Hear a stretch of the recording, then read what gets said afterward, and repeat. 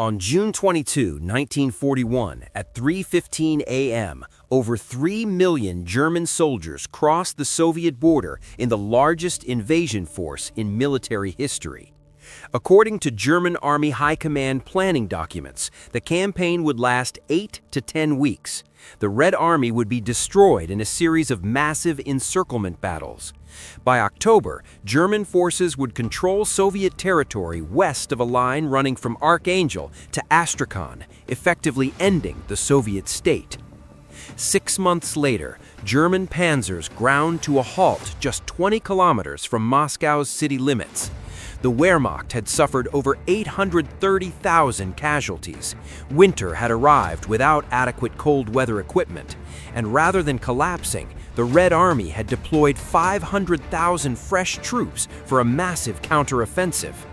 According to historian Andreas Hillgruber, the German invasion plans were substantially colored by hubris stemming from rapid victories in France and traditional German stereotypes of Russia as a primitive, backward country. This wasn't incompetence, it was systematic underestimation built into every level of German planning. This is the documented history of Operation Barbarossa from the German military perspective. How confidence became catastrophe. To understand why German military planners believed they could defeat the Soviet Union in 8 weeks, it's essential to examine both the ideological foundations of the invasion and the strategic calculations that seemed to justify it. Adolf Hitler had outlined his vision for eastward expansion in Mein Kampf in 1925, describing the conquest of Lebensraum, living space in the East, as Germany's historical destiny. He characterized Slavic peoples as racially inferior subhumans and Bolshevism as a Jewish conspiracy. This ideological framework wasn't peripheral to military planning. It shaped strategic assumptions at fundamental levels. Hitler viewed the 1939 German-Soviet non-aggression pact as purely tactical. Following the Soviet occupation of the Baltic states, Bessarabia, and northern Bukovina in June 1940, Hitler's concerns about Soviet proximity to Romanian oil fields intensified. By July 1940, just weeks after defeating France, Hitler ordered planning for an invasion of the Soviet Union. The planning proceeded through several iterations. The initial study, produced by General Erich Mark's staff, called for a campaign along a broad front in 4 stages, with the main push directed towards Moscow. Marx estimated 9 to 17 weeks would be required to reach a line from Archangel to Rostov. On December 18, 1940, Hitler issued Führer Directive 21, the formal operational order. He renamed the operation Barbarossa after the medieval Holy Roman Emperor Friedrich Barbarossa, who led the Third Crusade, deliberately framing the invasion as a civilizational struggle. The directive specified that the bulk of the Red Army would be destroyed through deep penetrating armored spearheads west of the Dnieper and Dneva rivers. The plan divided German forces into 3 army groups. Army Group North would advance from East Prussia towards Leningrad. Army Group Center, the strongest formation, would drive from Poland towards Minsk and Smolensk before pivoting to Moscow. The 3rd Army Group would head south and advance into Ukraine. The invasion force numbered 3.8 million Axis troops, including Finnish and Romanian units, supported by 3,350 tanks, 7,146 artillery pieces, and 2,770 aircraft. German confidence rested on several assumptions. First, the blitzkrieg that had devastated Poland and France would work equally well in the Soviet Union. Second, Stalin's purge of the Red Army Officer Corps in 1938 to 1939, which had eliminated approximately 80% of senior officers, had left Soviet forces incompetent and demoralized. Third, German racial ideology posited Slavic subhumans led by Jewish Bolsheviks couldn't match German martial prowess. Lastly, logistical planning assumed the Red Army would collapse quickly, making supply lines manageable. Each of these assumptions would prove catastrophically wrong. German military intelligence significantly underestimated Soviet military capacity. Estimates suggested the Red Army possessed about 200 divisions. The actual number was 303 divisions by June 1941, with the capacity to mobilize far more. German planners also failed to account for Soviet industrial capacity east of the Urals, assuming that capturing Western industrial regions would cripple Soviet war production. The invasion was originally scheduled for May 15, 1941, but the German invasion of Yugoslavia and Greece in April, necessitated by Italian failures in the Balkans, delayed Barbarossa to June 22. This 5-week delay would prove significant, shortening the campaign season before winter. On March 30, 1941, Hitler issued the Barbarossa Decree, which legally sanctioned the eradication of communist political leaders and intellectual elites. The decree explicitly stated the war would be one of annihilation, not conventional warfare governed by international law. Before the invasion, German troops received intensive ideological indoctrination, portraying the war as a crusade against Jewish Bolshevism and characterizing Soviet soldiers as Asiatic hordes and subhumans. Accompanying the Wehrmacht would be Einsatzgruppen, mobile killing units tasked with murdering Jews, communist officials, and other designated enemies. This wasn't peripheral to the military operation, it was integral to German strategic objectives for controlling occupied Soviet territory. At 3:15 a.m. on June 22, 1941, German artillery opened fire along the entire 1,800-mile front. Luftwaffe bombers struck Soviet airfields as far as Sevastopol and Kronstadt. Ground forces surged across the border, often accompanied by Lithuanian and Ukrainian partisans who viewed Germans as liberators from Soviet occupation. The initial German advance achieved stunning tactical success. Soviet forces, despite warnings from multiple intelligence sources, were caught unprepared.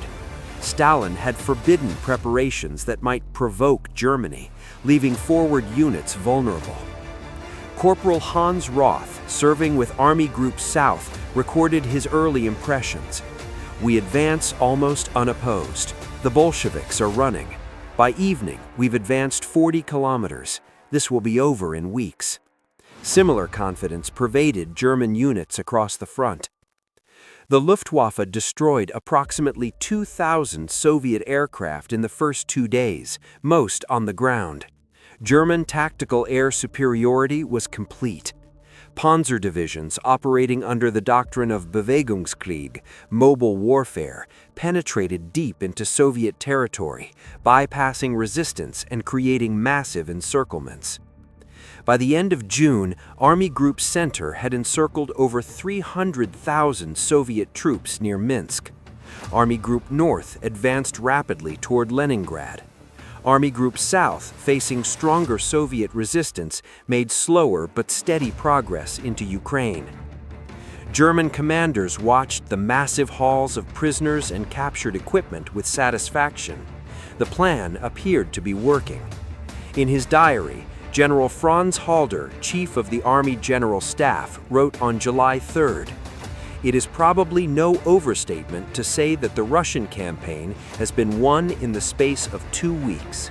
The confidence began eroding as German forces pushed deeper into Soviet territory. The sheer scale of Russia began revealing itself. Oberleutnant Friedrich Wilhelm Sander recorded in his diary, "We have advanced 600 kilometers and still there is no end to Russia. Where we expected to find the rear areas of a broken army, we find fresh divisions. How many soldiers does Stalin have?" Logistical problems emerged immediately. Soviet railroads operated on a different gauge than German tracks, making captured rail lines useless without conversion. The Wehrmacht depended on horse-drawn transport for much of its supply system, not the fully mechanized force that propaganda suggested. German units required 1,000 tons of supplies daily just to sustain operations. Each kilometer eastward stretched supply lines further. The diversity of German equipment created maintenance nightmares. Different panzer models required different spare parts. Artillery units operated multiple calibers of guns, each requiring different ammunition. The logistical system, adequate for campaigns in Western Europe, proved inadequate for Russian distances. Soviet resistance, rather than collapsing, intensified. Red Army units, even when encircled, continued fighting with determination that shocked German soldiers. Corporal Hans Roth noted, "The Russians fight like devils even when surrounded. They don't surrender like the French. Every building must be fought for." In July, unusually heavy rains turned unpaved Russian roads into mud. German mechanized units designed for Western European road networks found movement increasingly difficult. Progress slowed. The timetable began to slip.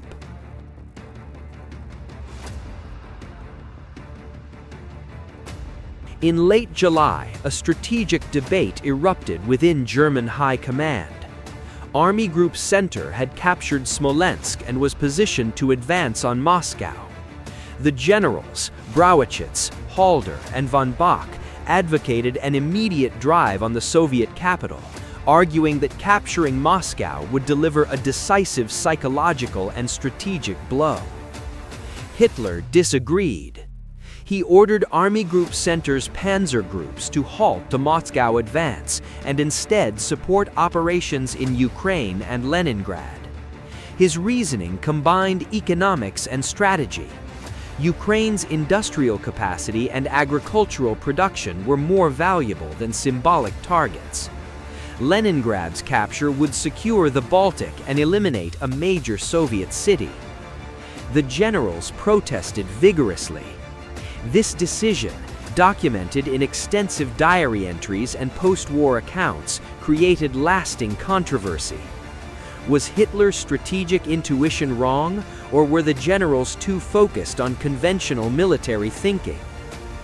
On August 21, 1941, Hitler issued orders redirecting Panzer Groups 2 and 3 away from Moscow. Guderian's Panzer Group 2 moved south to encircle Soviet forces at Kyiv. The operation succeeded brilliantly. 665,000 Soviet soldiers were captured in what remains the largest encirclement battle in history. But the victory cost time. September passed. Early October arrived before forces could reorient towards Moscow. The campaigning season was shrinking. General Heinrizi wrote to his wife, "We win every battle, but the war grows harder. Each victory brings us to more empty space requiring more troops to control. Where is the end?" Operation Typhoon, and the reality sets in. On October 2, 1941, German forces launched Operation Typhoon, the drive on Moscow. Army Group Center, reinforced with panzer units from north and south, represented the Wehrmacht's most powerful concentration of force. Initial success came quickly. The encirclements at Vyazma and Bryansk trapped another 663,000 Soviet soldiers. By mid-October, German reconnaissance units were within 100 kilometers of Moscow. Stalin ordered government departments evacuated to Kuibyshev. Panic gripped Moscow as civilians fled eastward. But October brought rain, then mud.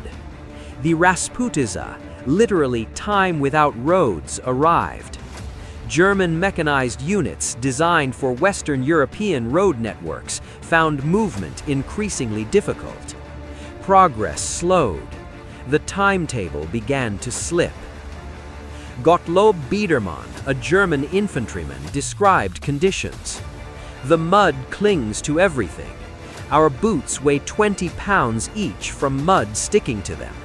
Vehicles abandoned everywhere.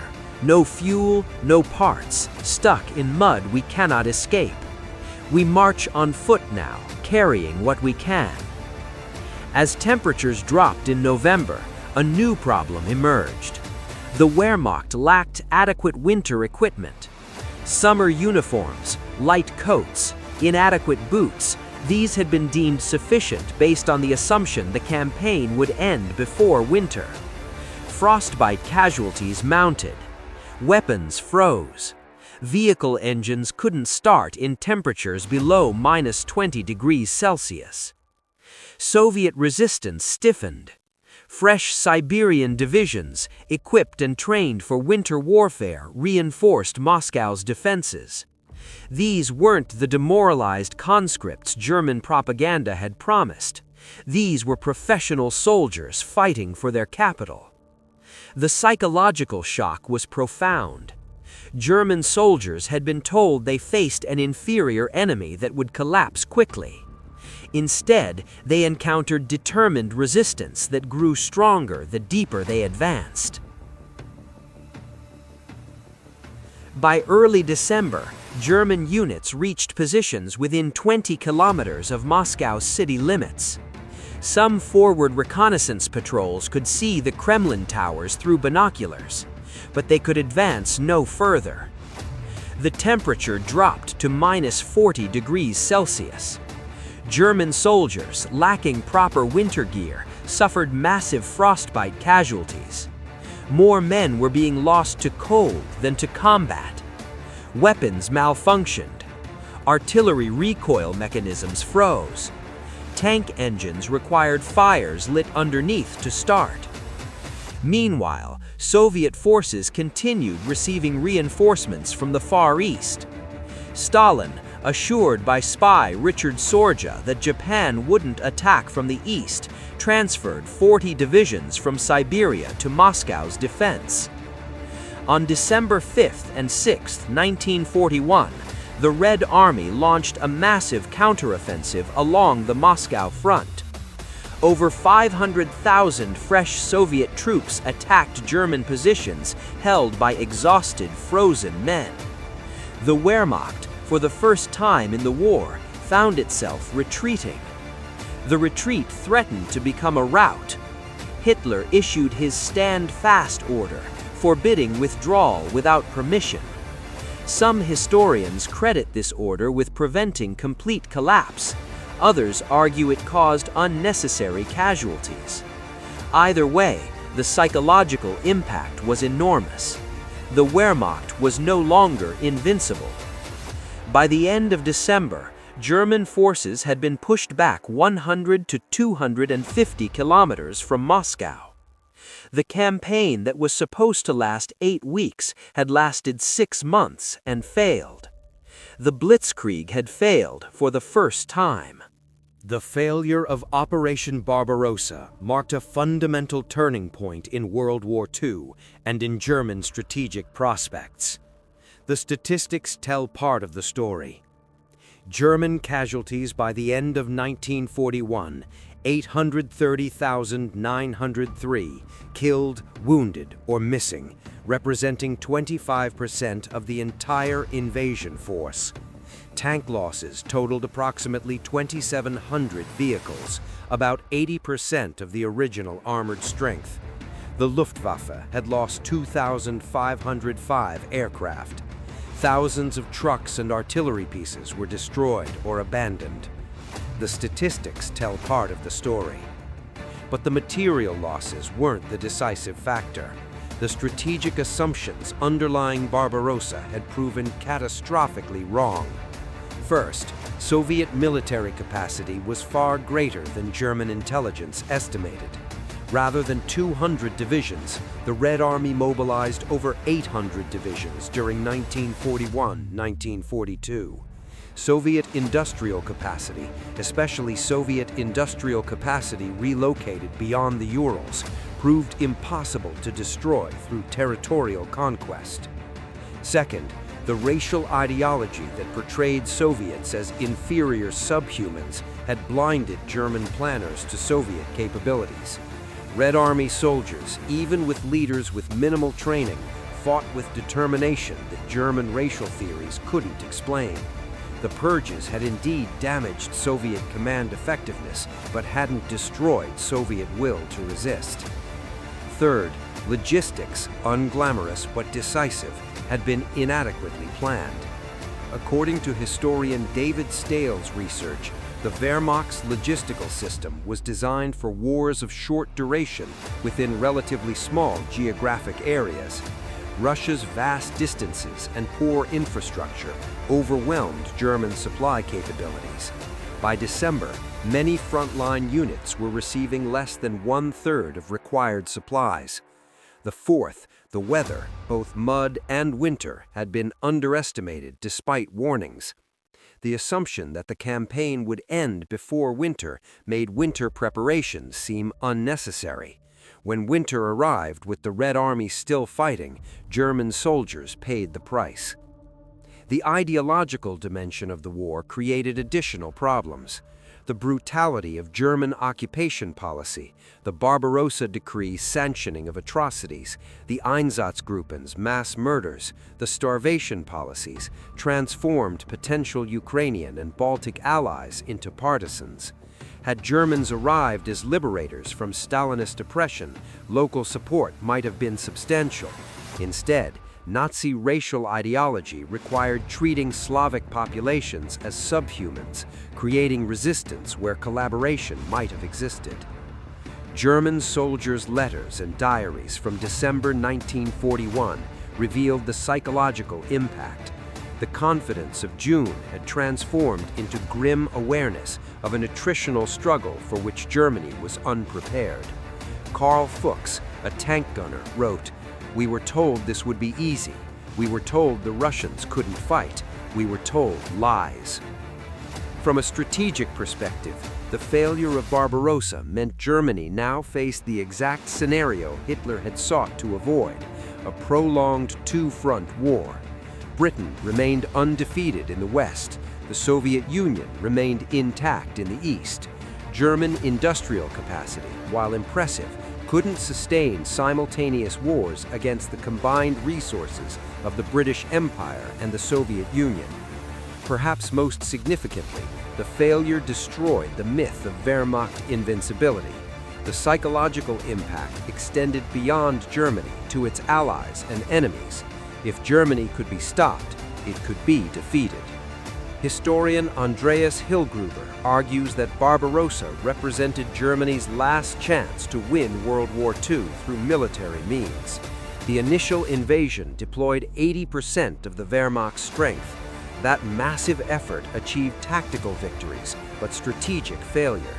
Germany would never again possess the strength to launch an offensive along the entire Eastern Front. The consequences of Barbarossa's failure shaped the remainder of World War II and post-war European history. For the Wehrmacht, the Eastern Front became an attritional nightmare from which there was no escape. Subsequent German offensives, Case Blue in 1942, Operation Citadel at Kursk in 1943, were progressively smaller in scope and ultimately failed. The strategic initiative passed permanently to the Soviet Union after Stalingrad in early 1943. German casualty rates on the Eastern Front exceeded anything experienced in Western Europe. Of approximately 5.3 million German military deaths during World War II, roughly 4 million occurred fighting the Soviet Union. The Eastern Front consumed German manpower, equipment, and resources at rates that made defeat inevitable once the Soviet Union survived 1941. The ideological nature of the war ensured its exceptional brutality. The Barbarossa decree's sanctioning of legal constraints, combined with Nazi racial ideology, created conditions for atrocities on a massive scale. Einsatzgruppens murdered over 1.5 million Jews in occupied Soviet territories by early 1943.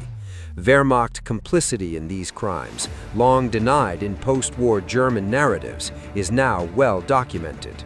The myth of a clean Wehrmacht that fought honorably while the SS committed atrocities doesn't withstand historical scrutiny. For the 3 million German soldiers who participated in Barbarossa, the campaign shattered assumptions about German racial superiority and military invincibility. Soldiers who believed Nazi propaganda about Slavic inferiority discovered Soviet soldiers were brave, resourceful, and increasingly well-led. The comfortable certainties of Nazi ideology confronted reality and broke. Soviet resistance came at horrific cost. Soviet military casualties in 1941 exceeded 4 million killed, captured, or missing, the highest annual total any nation suffered during World War II. Civilian casualties from combat, starvation, and German occupation policies added millions more. The scale of suffering was unprecedented. Post-war, Barbarossa became central to competing narratives about World War II. Soviet historiography emphasized a Great Patriotic War beginning June 22, 1941, positioning Soviet sacrifice and ultimate victory as the defining narrative of the war. Western Cold War narratives often minimize the Eastern Front's centrality to defeating Nazi Germany. German post-war memoirs by generals like Guderian and Manstein often blamed Barbarossa's failure on Hitler's interference, claiming the general's plan to drive directly on Moscow would have succeeded. Recent historical research questions this counterfactual. David Stahle's work demonstrates that logistical constraints would have prevented Moscow's capture regardless of strategic decisions. The assumption of quick Soviet collapse was the fundamental error. Tactical decisions mattered less than this strategic miscalculation. The environmental and demographic impact on Soviet territory was devastating.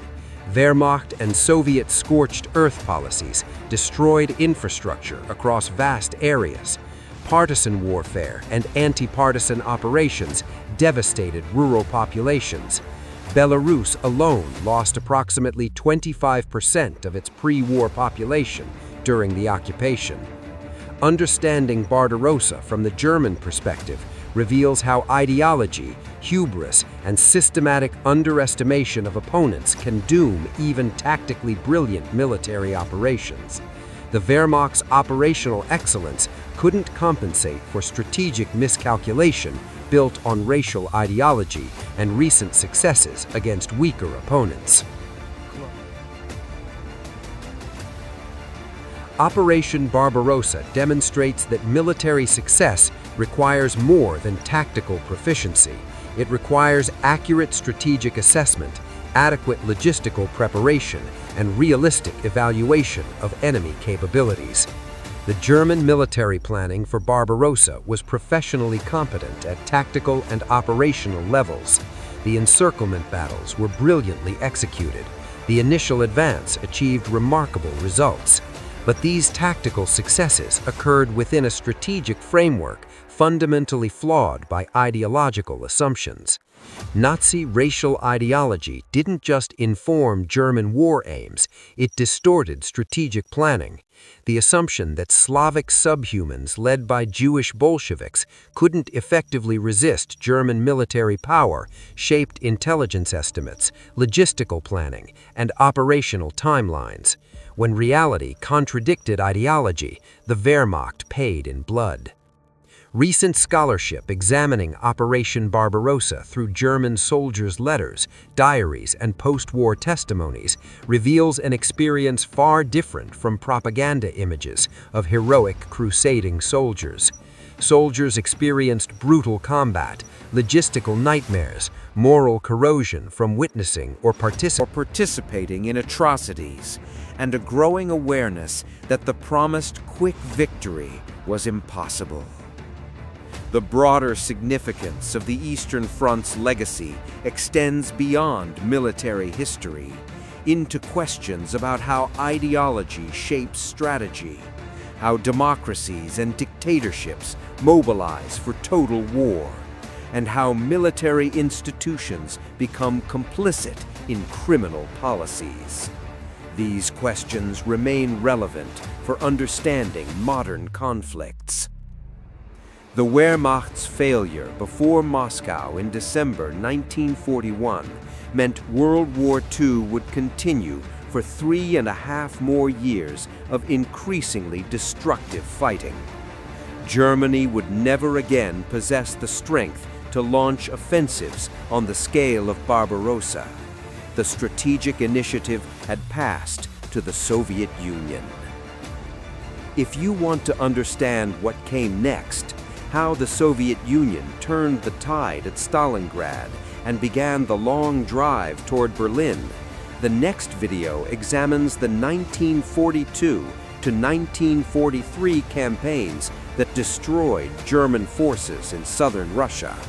That story begins with Case Blue, Hitler's summer offensive toward the Caucasus oil fields.